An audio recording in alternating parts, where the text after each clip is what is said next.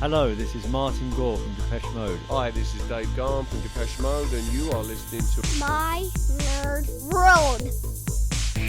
And welcome to it, Depeche Mode, the podcast. I'm your host, Jon Justice. Thank you so much for checking out another episode this week. As always, if you want to email me, and we'll get to your email, your listener feedback a little bit later on in the episode, TalkShowNerd at gmail.com, TalkShowNerd@gmail.com. You can find me on social media. If you're on TikTok, at the Jon Justice, Jon, also at the My Nerd World as well on Instagram, and on X at the My Nerd World. You can find me there as well. So for this week's episode, in the absence of any new news, things are still quiet out of the Depeche Mode camp. Still waiting for the physical release information. Maybe we're not getting a physical release DVD, Blu-ray of Memento Mori. I still can't imagine that's the case, but we still haven't heard anything, or those 4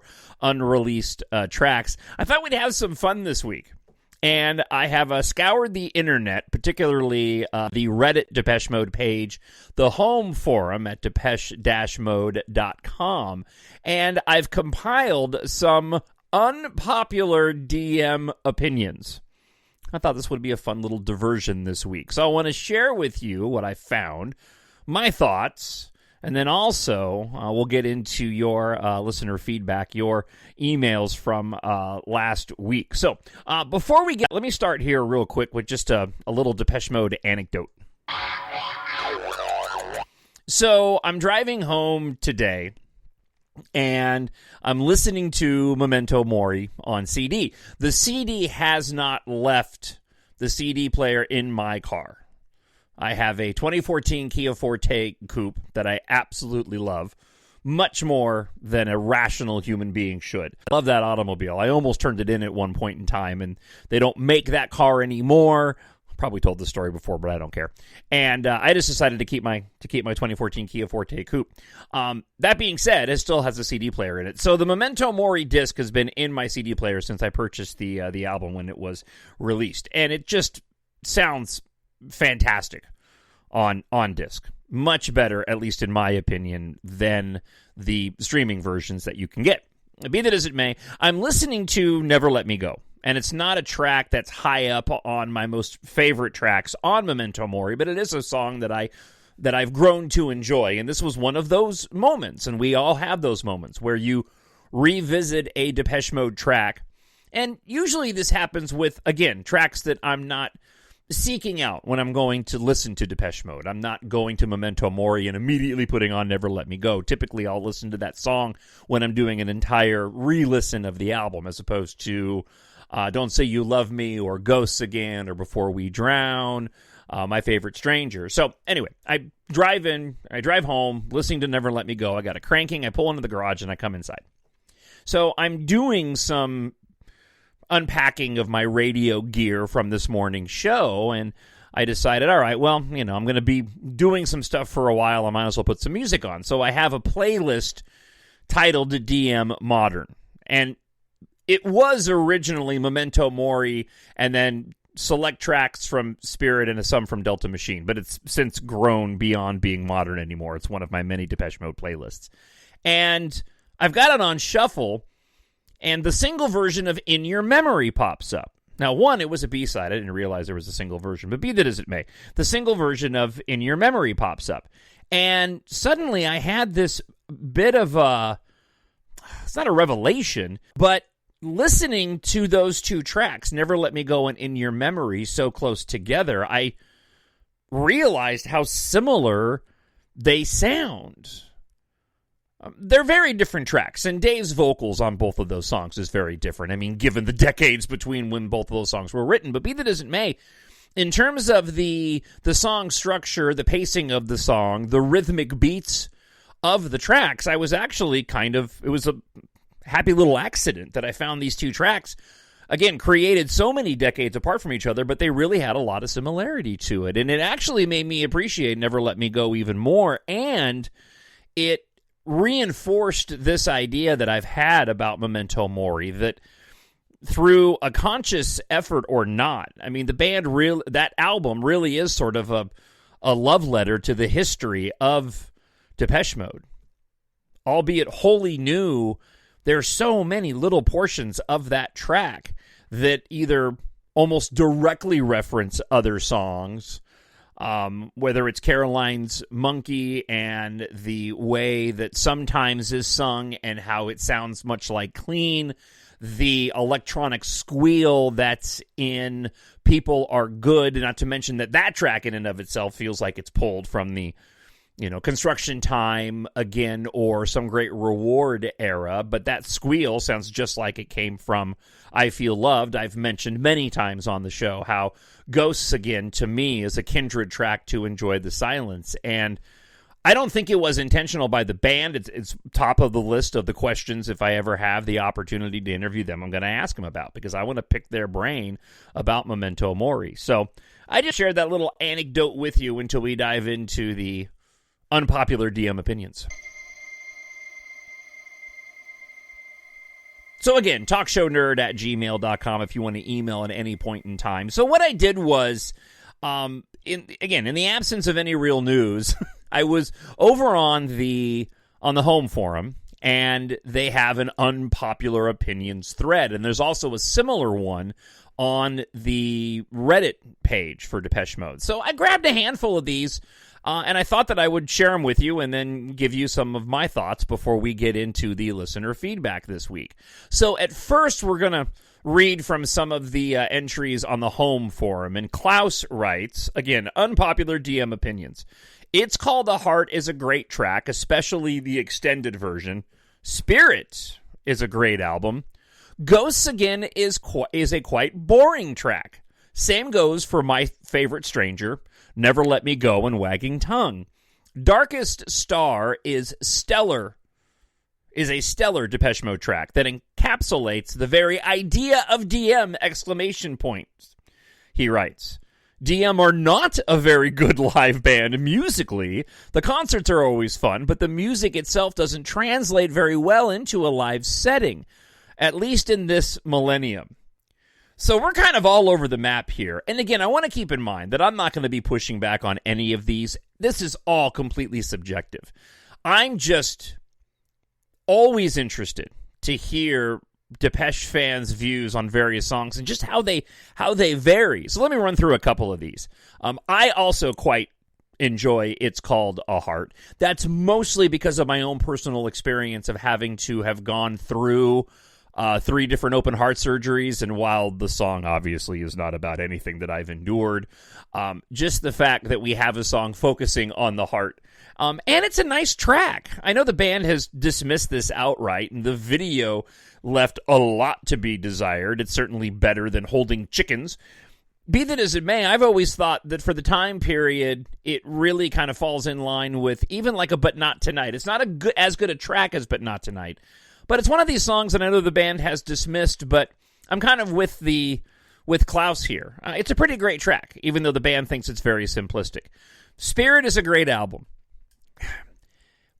It really depends on what you're defining as great. Spirit is such a weird anomaly to me. It's an album that, again, is going to end up on probably the lowest list of my all-time favorite Depeche Mode tracks, and yet I do find myself gravitating towards that album more often than I think that I should. I probably have gravitated towards Spirit more than I have Delta Machine, to be completely honest with you, even though I've got a lot of issues with that album. And I talked at length about this on last week's episode, just how that album is very befitting of the political turmoil that we're currently living in, especially here in the United States. Ghosts Again is a quite boring track. I completely disagree with that. I absolutely love Ghosts Again. I enjoy My Favorite Stranger for what it is. I think that there's a better song buried in My Favorite Stranger somewhere, but clearly they were going for a very specific idea for that track, and it's not one that I turn away from. And I've mentioned my comments just recently on Never Let Me Go, and Wagging Tongue is a song that grows on me, and I've made this observation about that track. That track is good. I like the fact that it's short, because it suits the way that song is styled. Not my favorite by any stretch, but I still have grown to like that quite a bit. This is where we deviate completely, and I find this so interesting. I've seen so many people point out Darkest Star as being one of their favorite DM tracks, and that song does almost nothing for me. And I've never quite understood the fascination that people have with Darkest Star. It's okay. I had it on my list of songs that I go to sleep to for a certain period of time, but haven't gone back to it really much at all since then. So, and in terms of them being not a good live band, I completely disagree. We'll just leave it at that. Let's move on to Millie, who writes, similar to what Klaus said, modern DM Live is a complete embarrassment, and more so with each outing, in too many ways to mention. But I think the main thing has to be Dave. The flat singing, the snarling, the whole acting out thing, the look, the whole thing. I can hardly watch for more than a few minutes without turning away and sadly wondering, WTF happened? What the F happened? We've talked about this on the show, and I know that you've responded, those that have been listening to the show long enough. You know, we have different versions of Live Dave. I very much enjoyed Live Dave on the Memento Mori tour. I thought it was leaps and bounds better than the sleazy sort of lounge singer act that Dave was doing on the Spirit tour. We got a little bit of that on the Delta Machine tour, but really sort of post Alan leaving Dave. Because you go back to Violator, Music for the Masses, Devotional Tour. I mean, those three tours in alone, it's peak Dave. With Devotional being the standout, but that's also a very different Dave. I quite like Dave's performance on the Exciter tour. I was actually just watching an interview that one of the Instagram pages had posted, and it was an interview with Martin and Dave during the Exciter era, and in it, they talk about whether or not they're going to continue touring when they're 60, and they talk about the ages of the band, and I actually found the comments by Dave and Martin to be rather encouraging. Because it was almost as if, hey, listen, if the fans are still going to go out there and watch us, you know, when we're in our 60s, then we'll keep doing this. It's crazy to me because I don't think of Exciter being all that long ago, and yet it was quite a long time ago. So, again, don't agree at all with a modern DM being live a complete embarrassment. I'll jump ahead to a comment somebody else makes in here, and I'll give you my own unpopular opinion. I think that the band would have been better off keeping with the drum machine on tour. I would have liked, or I would like, more to the stage. Add more elements to the light show, which is already fantastic, and the stage elements, and go back to the drum machine. I quite miss when you go back to Violator and, well, those tours that I just mentioned. Everything up to Devotional. I thought Devotional was interesting because it was Alan, and Alan was getting behind the drums on a select number of tracks. And him being behind the drums and it being the whole band, especially with those tracks on Songs of Faith and Devotion, I thought was very befitting of the live show. I never much cared for the background singers. I actually like the background singers more on the Exciter tour than I did on the Devotional tour. That being said, unpopular opinion, I wish they would have stuck with the drum machine and maybe done something even further as far as the stage presence is concerned. All right, Alan Files wrote this on the homepage, unpopular Depeche Mode opinions. Alan's remix of In Change is nothing short of outstanding and falls behind the original in concept and originality. Falls behind the original. I think you mean exceeds the original in concept and reality, if it's nothing short of outstanding. I love Alan's remix of In Chains. The only thing I don't like about Alan's remix of In Chains is it takes too long to get going. I did a mix a while back where actually the beginning of In Chains is too long anyhow. That's a great track, but the lead up to it takes too long to get there. It's petty, but Alan's remix does that too, and I wish that he would just have gotten right to the heart of that song in what he did with the totality of the rest of the track. He also says, Exciter Tour is one of the best DM tours, hey. And in the middle of it, from Waiting for the Night to Enjoy the Silence is really magical and not boring at all. Songs of Faith and Devotion is too pompous and licked album, which essentially combines live sound and programming with some exceptions. Remixes after the 2000s are really great and more original. You should have time to find something for yourself than write up that it's all just crap. I don't know exactly what that means. Ultra and Playing the Angel are my favorites. There's objectively good and clearly bad music in DM, so if you don't like this album, it doesn't mean it's so bad. So I'm going to dispense with the second part of this and kind of go back to a couple other comments that were made here. Again, another negative comment on Songs of Faith and Devotion. And I know that there was, I have an email that came in that addresses what I talked about on last week's show, and that's my sort of constant surprise that people don't like songs of faith and devotion. Completely disagree, personally, with the remixes after the 2000s. I think the previous remixes going back to like everything up through essentially Ultra. I think after that, when it just gets into all the dance tracks, they don't do anything for me. All right, one more unpopular opinion from the homepage, and then I'm going to spin over to the Reddit page.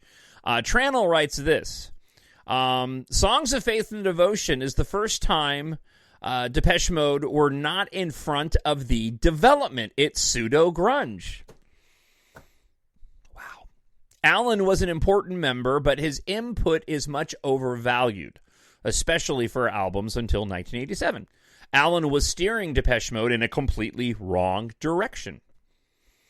The use of guitars is boring and does not contribute much to the sound, but takes away the creativity of counter melodies from the first years. I'm going to get back to that in a moment. DM Live has become a boring routine over the years. Again, another negative towards the live shows. But yes, I love Depeche Mode, and Memento Mori is the best album since Music for the Masses. So let me go back to a couple of things. Again, that bizarre distaste for Songs of Faith and Devotion. The Alan question is always fascinating to me. I've never been one that says that Alan needs to come back. That's never been my bag. And he clearly added an atmosphere to Depeche Mode's work that kind of disappeared after Ultra. It came back quite a bit with Memento Mori, and you had sparks of that through the albums in between. I thought Tim Simonon did a fantastic job of filling that Alan void, and I wish that he had been the producer for Exciter. I think Tim Simonon, having produced Exciter, would have given us a much different album. Now, granted, I do very much enjoy Exciter. It is kind of an anomaly among Depeche Mode, wherein simply how it's different, it has sort of a kinship in my mind to Memento Mori. Still sounds like Depeche Mode, but it's got its own thing. Exciter does that. It's definitely got its own thing while still maintaining Depeche Mode, but I would have been very, very interested to see what Tim Simonon could have done to make it a little bit more atmospheric. On the issue of guitars, Depeche has put guitars in their songs for decades. I mean, this goes back into the 80s. And while I don't think the use of guitars is boring, the one thing I will say is that over the course of from like Sounds of the Universe and onward, there's just some tracks where I think Martin overdoes it when it comes to the guitar and sort of the crunching guitar that takes place. Whether it's Comeback or Never Let Me Go, for example, there's just a lot of what I think overuse of guitars, and it kind of relates back to what I mentioned about having the drum machine on stage, kind of sticking to more of an essence. I wish that they would have used less, and I think in those latter albums when they really were leaning into the blues and we finally got away from that a bit on Spirit, but then really with Memento Mori, they backed off the guitars quite a bit apart from a handful of tracks. I just thought that there was a bit of an overuse that I would have liked more of what they did in the earlier years, much like the comment did. All right, let's get to some of these unpopular opinions from Reddit this time. Telephone77 says, Personal Jesus is the weakest song on Violator. Their most overrated song, period, out of any album. Blue Dress is easily a top 4 on Violator. Let's see here. Not an unpopular opinion, but people need to stop pretending to not like Violator. And again, I've not heard people that have complained about Violator. Although I will say that one of my very, very good friends, Mike Martin, who I kind of grew up in my fandom with him. I kind of discovered Depeche Mode when he did, and he was right there with me during those peak years from 87 on through until 93, because he got turned off by Violator. One, he didn't like how popular the band was getting, and then two, he felt that Violator was too house for him. And again, I completely disagreed. Apart from him, I don't know of anybody that I've ever heard complain about Violator. Let's see. Telephone 77 goes on to say, Exciter playing the Angels, Sounds of the Universe easily has some of my favorite songs of their discography. So many highlights on Exciter for me. I Am You, Free Love, I Feel Love, Sweetest Condition, When the Body Speaks. Let's see. Moving on to Sounds of the Universe. Each song is unique. A distorted but beautiful nightmare. Highlights of the album for me: Wrong, In Chains, Fragile Tension, Spacewalker, Perfect, which is also a top 20 for me. Heavily slept on song would be I Didn't Shoot, I Didn't Pull the Trigger, It Wasn't Me, I'm Just a Plain and Simple Singer from Perfect. Always scratches an itch in my brain every time I hear it. I completely agree with that. It does the same thing for me. I think that Sounds of the Universe would have been a stronger album had they ditched Hold to Feed. I think that's probably one of... Hold to Feed, I'm going to say it, is my least favorite Depeche Mode song since Alan left. So I'll just kind of keep it in a time period. So post-Alan Depeche Mode albums, Hold to Feed, hands down, easily least favorite Depeche Mode song. And Sounds of the Universe would have been a much more cohesive and solid album if it hadn't been for that particular track. All right, let's get to just a few more here. Noah Scrumble writes this. Alan Wilder is talented, but absolutely nothing without the rest of the group. And the people need to take him off the pedestal. I'd love to see him come back, but to suggest they haven't been any good since he left or that the quality took a huge hit is crazy. And he used, excuse me, a lot of expletives there. Biggest example is how people treat Ultra. That album's great, and a lot of people don't like it. It makes no sense. Again, I'm just wondering what are these DM fans that people are talking to? All right, and then lastly, somebody who titled themselves on Reddit Songs of Faith and Devotion writes, Violator, I would agree with you that Personal Jesus, going back to the previous comment, is probably one of the weakest of the bunch, but definitely not overrated in my opinion. And also, don't get the dislike for Blue Dress either. I love Blue Dress. Playing the Angel, Exciter, and Sounds. PTA is above and beyond the other two albums by a mile, in my opinion. Even after all these years, Exciter has not grown on me. I only like 2 or 3 songs from that album. Wrong is one of their best songs to come out in a very long time, and unfortunately, the whole album doesn't hold up. Shame, really. So, I want to hear from you. I'd love to hear your unpopular DM opinions. And I know I ranked all the albums based off of that methodology that I had a couple of weeks back. But my unpopular opinion is that Playing the Angel is not a very strong Depeche Mode album. I think there's a great album inside of Playing the Angel, but I think that album could have been a much, much better album, as could have Delta Machine based off of the demos. Now, again, these are both both albums that I will go back and listen to time and time again. That being said, Playing the Angel gets a lot of praise from fans, and there's a lot there's some really good tracks on there, but to me, there's high highs and low lows on playing the Angel. And on Delta Machine, I think if they had stuck closer to the demos, that would have been a much, much stronger album. But what say you? TalkShowNerd@gmail.com. And again, if you happen to be watching on YouTube, you can leave me a comment there as well. All right, let's get to your listener feedback this week. TalkShowNerd@gmail.com. JD from Paris, France, not Texas, writes, before giving some views on your latest questions, and thank you for the kind words at the start of your message, by the way. He attached a photo, and it's not going to translate over the podcast, so I'll just get to the core of what JD wrote about. So, let's see. Talking about mixed feelings relating to Songs of Faith and Devotion.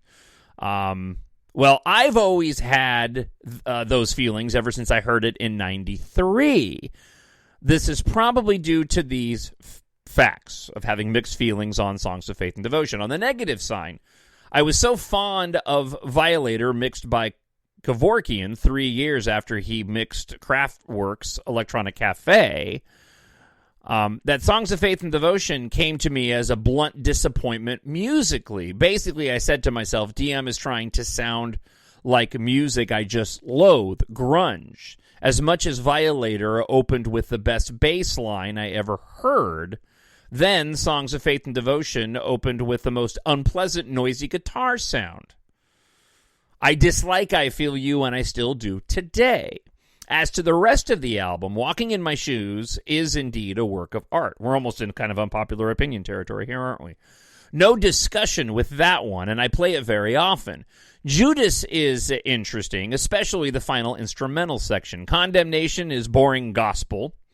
Mercy in You, too much grungy guitar. In Your Room, I know devotees love this one. He writes, just a regular one for me. I'd rather play Stories of Old only when I lose myself, especially the Gus Gus long play mix, or Here Is the House instead. Get Right with Me is an absolutely bland track. Rush, a good one with less guitar and more electronic, would have been a great one. Now, One Caress, if there's just one, that's okay. Higher Love, good, especially live. 3, and now the major flaw, My Joy. Boys, how could you let this one off the album? Amen. I was just listening to My Joy again this morning. That track is fantastic. This is the best track with Walking in My Shoes. Still cannot understand that choice. I'll add that to the list of questions that I ask the band whenever I have a chance to speak to them. Just like Newborn got kicked out of PTA. Yeah, there was a couple of B-sides. Better Days. I love Better Days. I think that track is fantastic.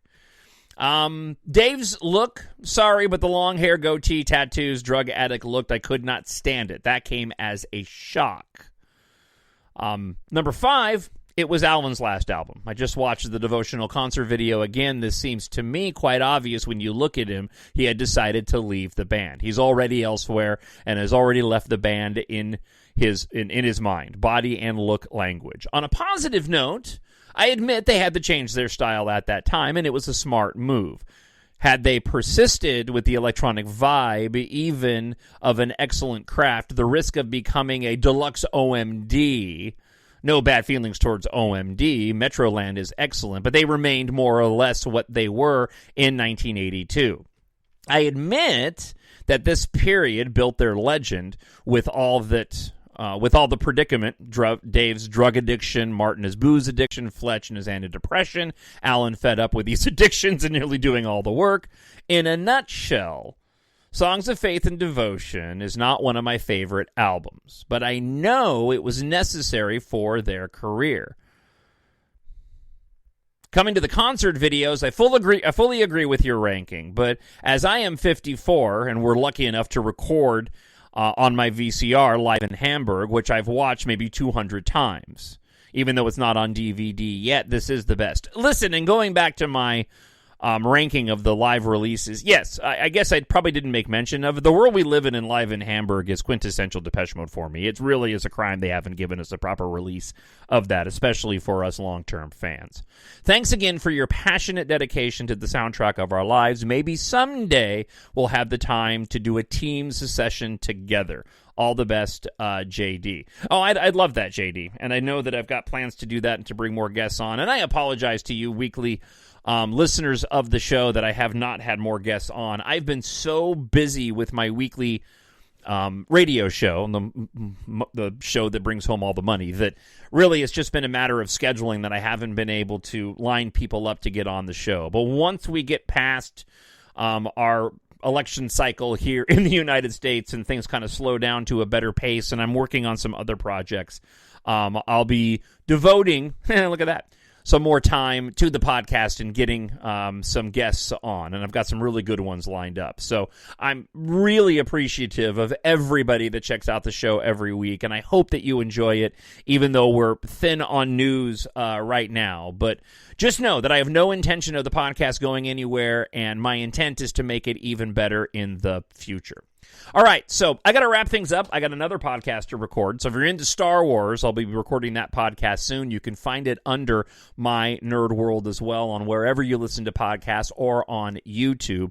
Before I let you go, if you do like science fiction, I hope that you'll support my Nerd World and the podcast that I do, and treat yourself, a friend, or a family member with science fiction. I've written a 7-book science fiction series. It's called EMBARK. You can purchase the series in ebook, Kindle Unlimited, hardcover, paperback, and audiobook. As Earth faces its end, follow pilots Taft, Katha, and their crew on a journey of survival across the galaxy as they fight for humanity's future. So I hope you'll take an opportunity and check out my science fiction series. If you love Depeche Mode, and again, if you, a friend or a family member, read science fiction, check my series out. It is set in the future where air and spaceflight culture has replaced car culture, inspired in part by Depeche Mode. It plays a large part in the underlying themes of the story. The main character himself is a massive Depeche Mode fan at a time when the music of the 80s through the 2000s is nostalgic and popular among the characters of the story, and it does feature references to Depeche Mode, both direct and indirect, while telling an exciting science fiction space opera saga. It's written for adults, but great and suitable for ages 11 plus. Head on over to Amazon.com today and search for EMBARK and Jon, Jon Justice, and there you can go and pick up your preferred copy. All right, thank you so much for checking out the episode. I'll be back again next week. Until that time, I hope wherever you are happy, you're healthy, and you're safe. God bless, and I'll talk to you next week. Bye. Hello, this is Martin Gore from Depeche Mode. Hi, this is Gahan from Depeche Mode, and you are listening to My Nerd